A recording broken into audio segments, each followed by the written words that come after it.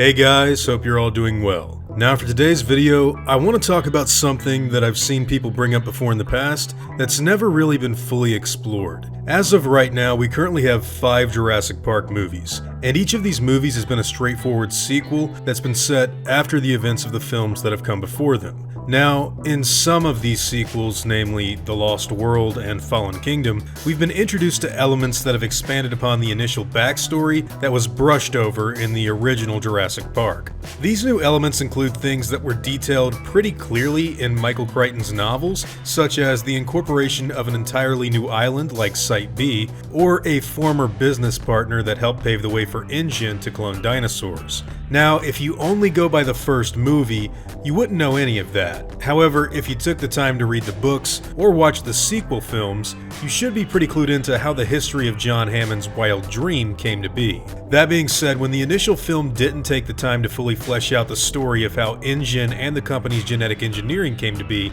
it kind of forced the sequels to adapt those ideas to fit their own newer narratives when they were building off of that first film. Every time they've tried to grow the world of the Jurassic franchise, they've gone back to the books in order to explain what it is that they're doing, and sometimes this can admittedly get a little complicated. But when the first movie just simply skims past a lot of the details that are intricately explained in the source material, that shouldn't really surprise anybody. To remedy this, I think one of the things that the Jurassic franchise could really use, and honestly what I think it really needs, is a dedicated prequel story.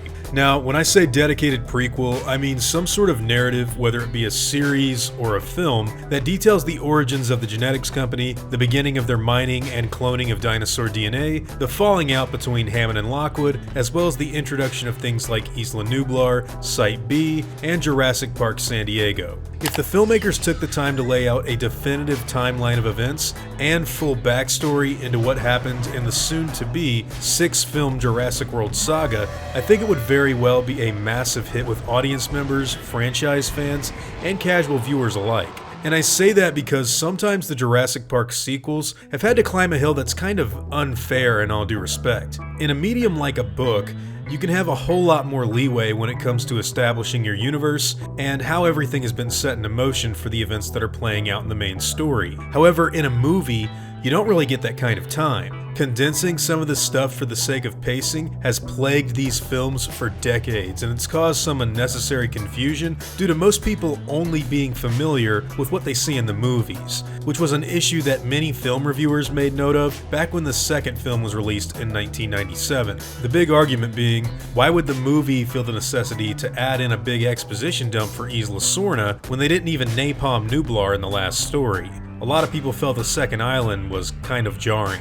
But if we could get to see the full origin of Jurassic Park play out in something like a 2-hour movie or several-hour miniseries, you could definitively lay the foundation for everything that we've already seen, instead of retroactively having the sequels expand upon it by going back to the books and mining what didn't get adapted for Jurassic Park 1. I'll actually tell you guys that this is something that I've been interested in seeing for an extremely long time. I can remember being in school around the year of 2000 when the possibility of a Jurassic Park 0 first came into my mind. The idea of seeing the first successful birth of a baby dinosaur, or the construction of the iconic gates that were set up on Nublar, it's just really interested me for years now. And with Fallen Kingdom's expansion on John Hammond's business partner, as well as the new trilogy's reassertion that Henry Wu plays an important part in the InGen story, I really think a fully detailed prequel would do nothing but good things for the franchise. The only hurdle that I see the screenwriters having to jump through would be making sure that people get eaten in a Jurassic story that's set before Joffrey gets stupidly killed by raising the gate. In the first movie, we understand that it's this event that led to the investors wanting a team of people to go to the island and make sure Hammond's Park was safe. And since dinosaur kills are something that are really what I'd call an important hallmark of the film series, you really need to make sure you hit that quota when diving into the franchise's past. One way I think they could get around this would be to incorporate some of the corporate espionage that's been missing ever since the first film. Adapting the small team of Biosin men that make their way to the island only to befall an unfortunate and grisly fate like what happened in Crichton's Lost World could make for the perfect marriage of book and film lore, so long as nobody within InGen ever found out about it happening.